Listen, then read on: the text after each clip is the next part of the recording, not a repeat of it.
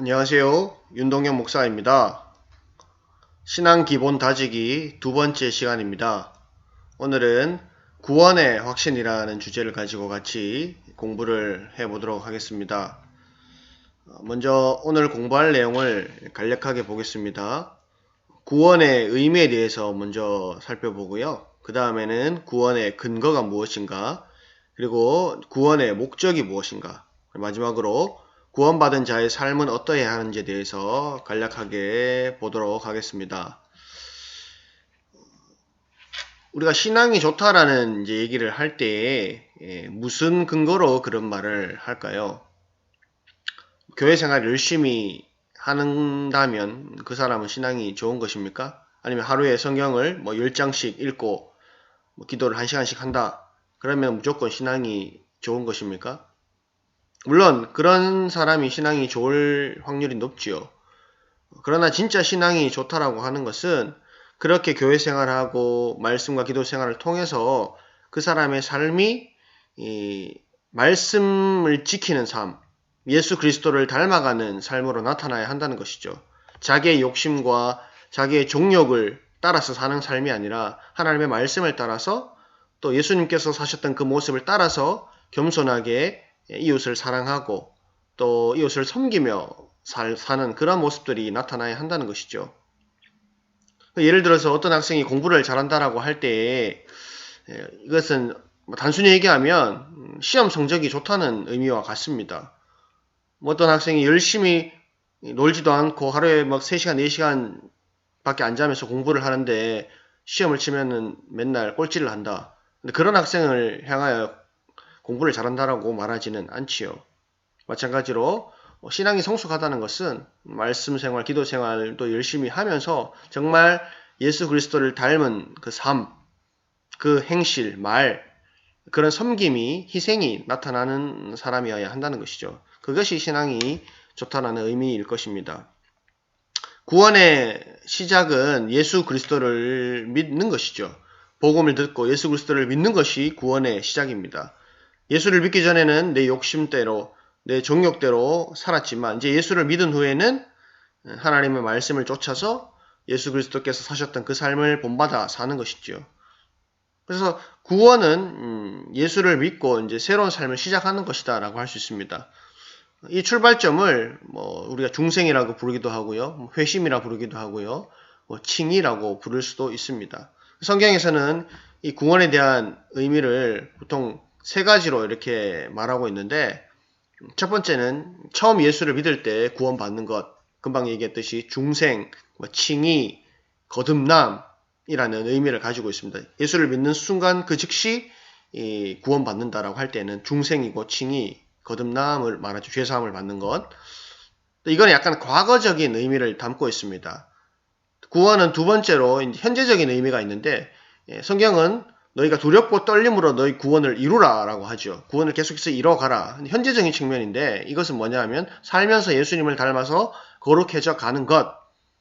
또 다른 말로 하면 성화라고 합니다. 그래서 우리는 예수 믿고 나서 바로 예수 믿고 나서 바로 이렇게 천국 가는 게 아니라 이 땅에서 삶을 살아가지요. 그 성화되어져 가는 삶입니다. 예수님을 계속해서 닮아서 거룩해져 가는 것. 그래서 성화를 이뤄가는 것이 또 하나의 구원의 의미다라고 할 수 있습니다. 마지막으로 이 성화가 완성이 되는 것. 우리가 죽을 때 이제 성화가 완성이 되는데 그때 우리는 영화의 상태가 되는 거죠. 그래서 미래적인 구원의 의미도 담고 있습니다. 그래서 구원을 받을 것이다라고 말할 수도 있는 것이죠. 우리 미래에 우리가 죽을 때 우리는 완전하게 영화의 모습으로 하나님 나라에 들어가게 되는 것이죠. 이 3가지의 의미를 가지고 있습니다. 그래서 이제 두 번째로 우리가 좀 보고자 하는 것은 구원의 근거가 무엇인가 라고 했을 때 이제 두 번째에서는 구원의 확신을 가지지 못하는 이유가 무엇인가를 보겠습니다. 많은 이렇게 교회를 다니는 학생들에게 이렇게 물어보면 구원의 확신을 가지고 있느냐라고 물어보면 대부분의 학생들이 구원의 확신을 가지고 있지 않다라고 얘기를 합니다. 왜 구원의 확신을 가지지 못하는가? 많은 사람들이 예수를 믿는 것과 구원받는 것을 별개의 문제로 생각하는 경우가 많다는 것이죠. 그러나 그렇지 않습니다. 구원의 근거는 오직 예수 그리스도를 믿는 것, 여기에 있는 것이죠. 이것이 성경의 가르침이기 때문입니다. 누가 저에게 구원의 확신이 있습니까? 라고 물어본다면 저희 대답은 하나죠. 네, 저는 예수 그리스도를 믿습니다. 그것 말고는 뭐 대답할 게 없습니다.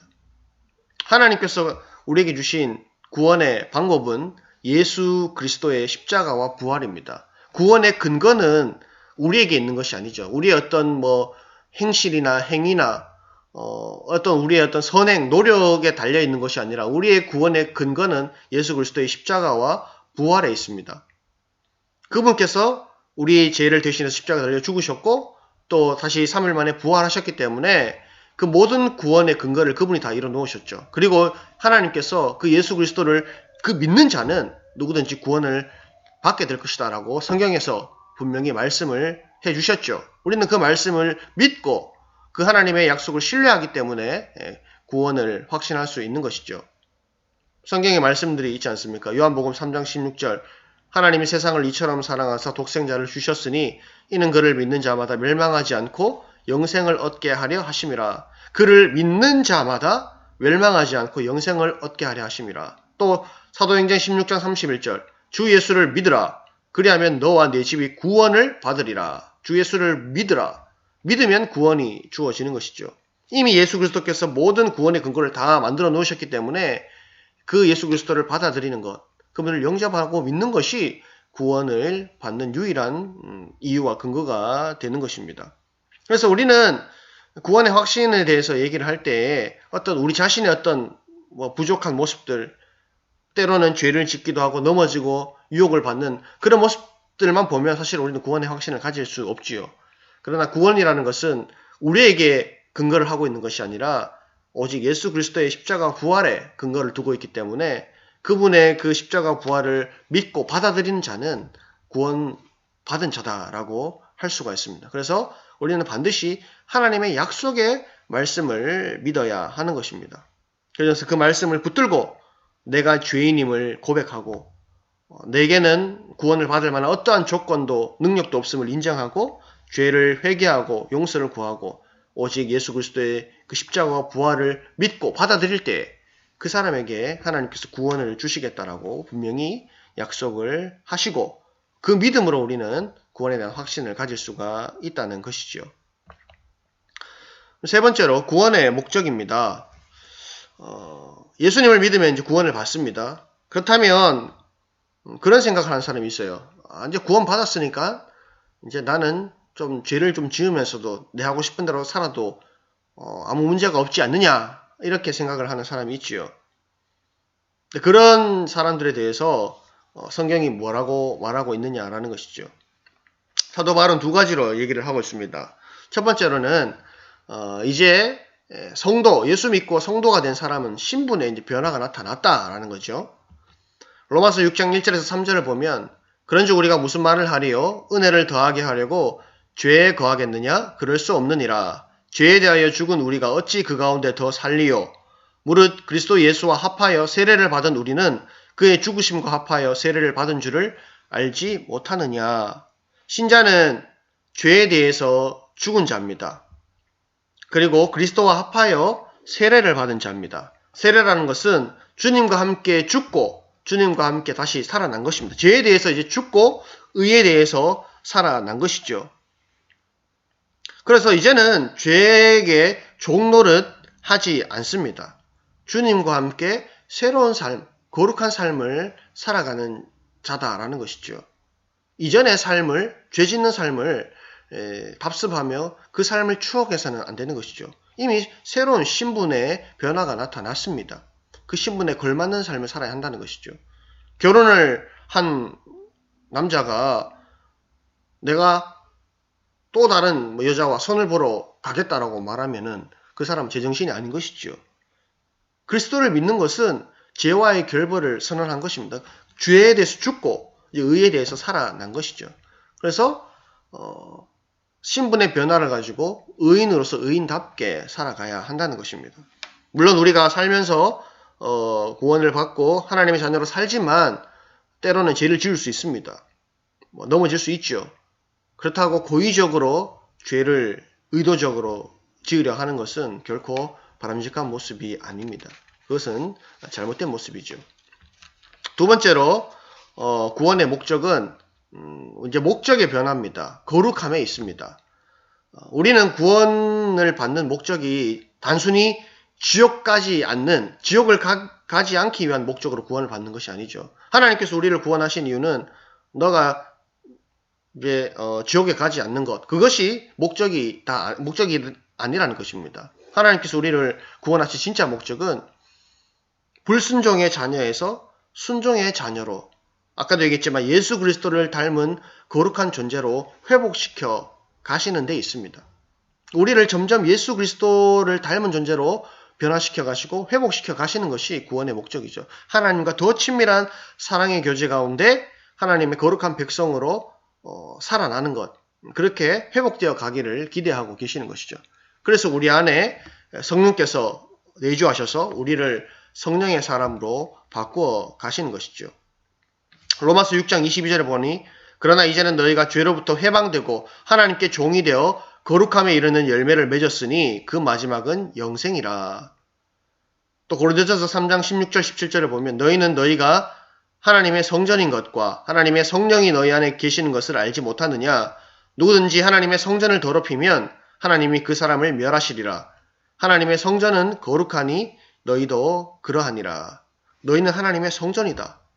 하나님을 믿는 자는 성령께서 그 성도 안에 거하시기 때문에 그 사람은 성령의 전, 거룩한 성령의 전이 되죠. 그렇기 때문에 우리는 거룩한 성령을 모시는 성전으로서 거룩함을 지켜가야 하는 것이죠. 죄를 짓고 성령을 근심케 하는 자가 되어서는 안 되는 것이죠.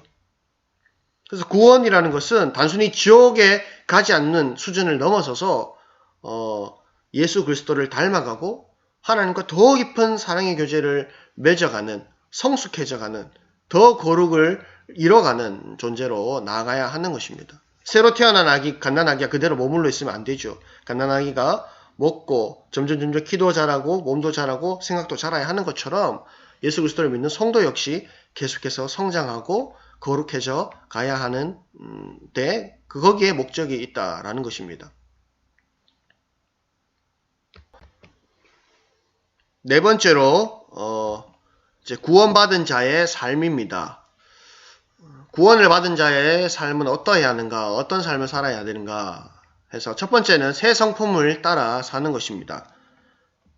다른 말로 하면 욕심을 따라 살지 않는 것입니다. 조금 전에 얘기했지만 하나님께서 우리를 부르신 것은 예수 그리스도를 닮아서 거룩해져 가고 성숙해져 가는 것입니다. 이러한 삶은 구체적으로 어떤 삶이냐 하면 욕심, 나의 정욕을 따라 살지 않는 것이지요. 다른 말로 하면은 옛 성품, 옛 본성에 따라 살지 않는 것을 의미합니다. 예수님을 믿게 되면 이제 우리 안에 성령께서 오시고 성령으로 인해서 새로운 성품이 시작이 되는 것입니다. 우리는 예수를 믿지만 여전히 옛 성품이 완전히 사라지는 것은 아닙니다. 그래서 새롭게 들어온 하나님 주시는 그 성령의 소욕, 성령의 성품과 이 옛 성품이 서로 이제 갈등을 이루면서 우리는 살아가는 것이죠. 그래서 성도의 삶은 영적인 이제 전쟁의 삶이죠. 내적인 갈등의 삶. 우리 안에 있는 더러운 죄의 본성과 하나님이 주시는 새로운 거룩한 그 성품, 성령의 소욕을 따라 그 성품을 따라서 이제 살려고 하는 그 마음이 두 가지가 서로 충돌하면서 갈등을 일으키는 것이죠. 그래서 우리가 예수를 믿고 구원받은 자의 삶은 점점 옛 성품을 점점 버리고 거룩한 새로운 성품, 성령의 소욕을 따라 살아가는 것이다라고 할 수 있습니다. 내 욕심, 내 욕망, 내 쾌락, 내 만족을 위해 사는 것이 아니라 이제 하나님의 뜻을 이뤄가고 하나님의 말씀을 쫓아가고 예수 그리스도를 따라가는 거룩한 삶을 살아가는 것이 하나님께서 우리에게 기대하시는 모습이죠. 이것을 이제 또 다른 표현으로 하면 성령 충만한 삶이다라고 할 수 있습니다. 성령 충만한 삶이라는 것은 내 육신이 나를 지배하는 것이 아니라 내 안에 계신 성령이 나를 완전히 지배해서 성령의 인도와 성령의 다스림을 받는 삶을 성령 충만한 삶이다라고 말할 수 있습니다. 그래서 우리는 이 성령 충만한 삶을 지속적으로 추구해야 하는 것이죠. 성령의 지배를 받아야 한다는 것입니다. 그러려면 어떻게 해야 되는가? 성경은 말씀과 기도를 통해서 성령 충만을 누릴 수 있다라고 얘기하죠. 디모데전서 4장 5절에 보니까 하나님의 말씀과 기도로 거룩하여 짐이라. 하나님의 말씀과 기도를 통해서 우리는 하나님의 은혜를 받게 되고 하나님의 그 능력으로 우리 안에 계신 성령의 능력으로 점점 우리는 거룩한 모습으로 하나님의 말씀을 따라가는 성령의 인도를 받는 삶을 살 수 있게 되는 것이죠. 에베소서 6장 17절에서도 성령의 검, 곧 하나님의 말씀을 가지라. 항상 성령은 하나님의 말씀을 통해서 우리 가운데 역사하십니다. 그래서 말씀을 늘 가까이 하고 말씀을 읽고 듣고 묵상하고 말씀을 암송하는 이런 삶들을 통해서 우리 안에 계신 성령의 역사를 우리가 누리게 되고 점점 그 말씀의 능력을 통해서 우리의 더러운 그 잘못된 죄의 본성들과 욕심들을 점점 이겨가는 것이죠. 아무리 목사라고 해도 말씀 생활, 기도 생활을 소홀히 하게 되면 어느 순간 옛 성품이 나와서 죄를 지을 수 있는 것이죠. 누구에게도 예외가 없습니다. 말씀과 기도를 통해서 하나님의 은혜를 풍성히 누리는 자가 성령의 인도를 받고 성령 충만한 삶을 살 수 있는 것이죠. 그래서 말씀과 기도는 아무리 강조해도 지나치지 않는 것입니다. 말씀과 기도를 한 일주일만 완전히 이렇게 단절하고 살아보십시오. 성령 충만한 삶을 살 수가 없습니다. 거의 불가능하죠. 두 번째로 구원의 확신을 어떻게 가지는가? 구원의 확신은 하나님의 말씀을 신뢰하는 데서 옵니다.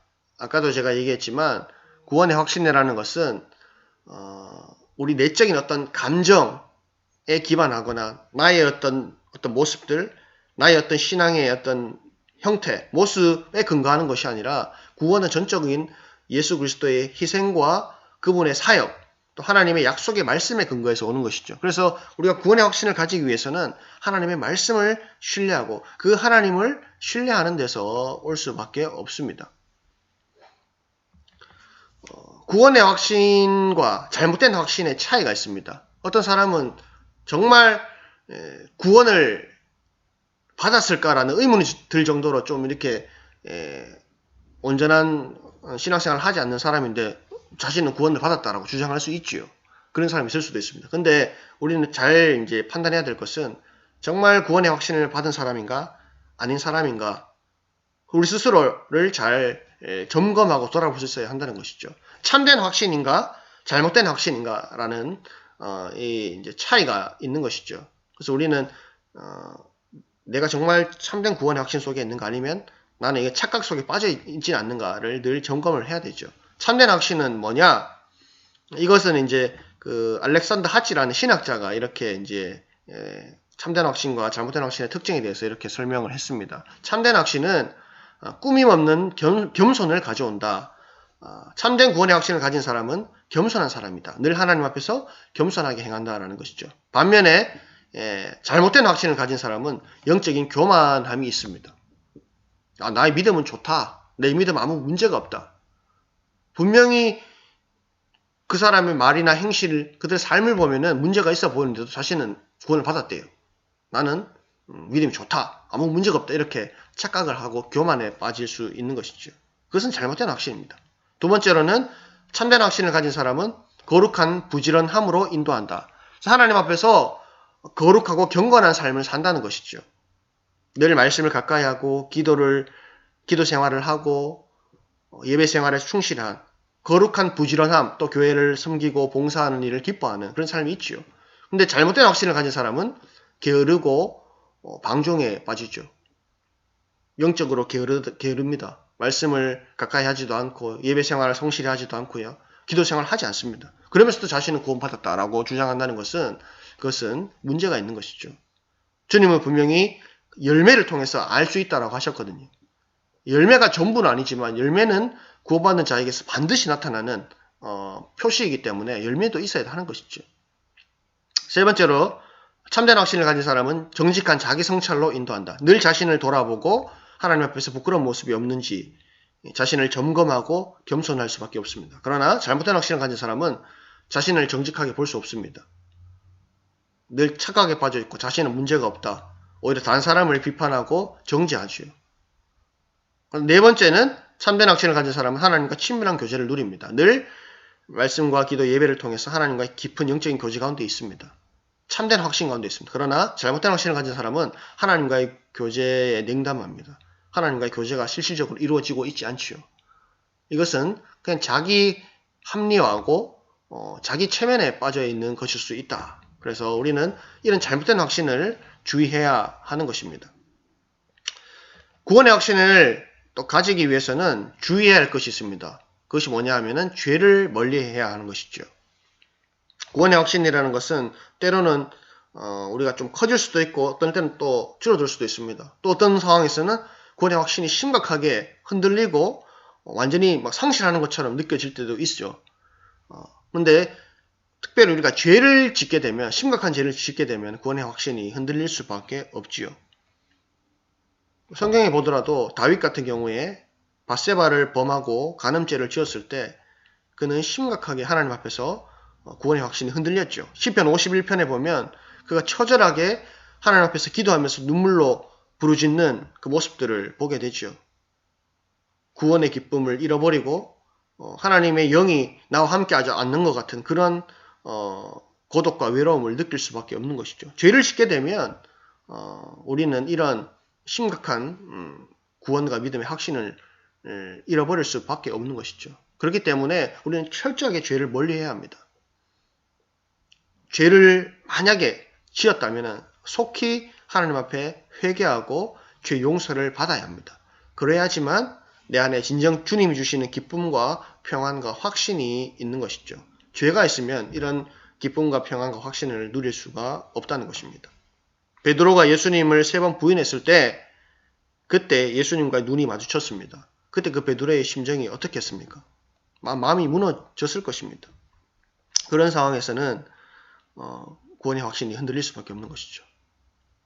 다행히 베드로는 하나님 앞에 철저하게 눈물로 회개하였죠. 회개하였을 때 하나님께서 다시금 회복시켜 주시고 용서해 주시고 구원의 기쁨을 주신다라는 것입니다. 또 고난이 올 때도 우리의 확신이 흔들릴 수 있습니다. 심각한 어떤 고난들이 찾아올 때, 질병이 올 때, 또 사랑하는 사람과 이별하거나 또 사별할 때, 그런 어떤 우리가 감당하기 힘든 어떤 고난들이 올 때 우리의 믿음이 흔들릴 수 있죠. 성경에 보니까 욥도 심각한 고난 앞에서 믿음이 흔들렸습니다. 괴로워하고 고뇌를 겪었습니다. 그러나 욥은 그 가운데서도 하나님을 붙들었지요. 하나님의 말씀을 신뢰하고 하나님을 신뢰하였습니다. 그것이 고난을 이길 수 있는 유일한 힘입니다. 나의 가는 길을 오직 그가 하시나니 나를 단련하신 후에는 내가 정금같이 나오리라 고백을 하였습니다. 나를 단련하시는 분이 하나님이고 하나님이 나를 인도하신다. 그가 나를 죽이실지라도 나는 그를 신뢰하리라 이렇게 고백을 하였습니다. 영원 불변하신 그 하나님을 바라보고 신뢰하는 그것만이 다시금 그를 회복하게 하고 다시금 그 흔들리는 구원의 확신을 잡을 수 있는 유일한 방편일 수밖에 없는 것이죠. 그래서 우리가 시련이 올 때, 여러 가지 환난이 올 때 붙들 수 있는 것은 하나님의 말씀밖에 없습니다. 우리가 당하는 환난은 우리를 무너뜨리고 우리를 실패하게 하는 것이 아니라 궁극적으로는 우리가 더욱더 아름다운 거룩한 모습으로 성화되어지고 더욱 주님을 향한 하나님 나라를 향한 소망을 붙들게 하는 것이지요. 그래서 베드로전서 4장 12절 13절을 보니까 사랑하는 자들아 너희를 연단하려고 오는 불시험을 이상한 일을 당하는 것 같이 이상히 여기지 말고 오히려 너희가 그리스도의 고난에 참여하는 것으로 즐거워하라. 이는 그의 영광을 나타내실 때 너희로 즐거워하고 기뻐하게 하려 함이라. 네. 그래서 고난 중에도 우리가 흔들릴 수 있지만 끝까지 우리가 붙들어야 할 것은 오직 하나님의 말씀이다. 그리고 그 어떤 것도 우리를 그리스도의 그 사랑, 하나님의 사랑에서 끊을 수 없다라는 그 믿음과 확신을 가져야 하는 것이죠.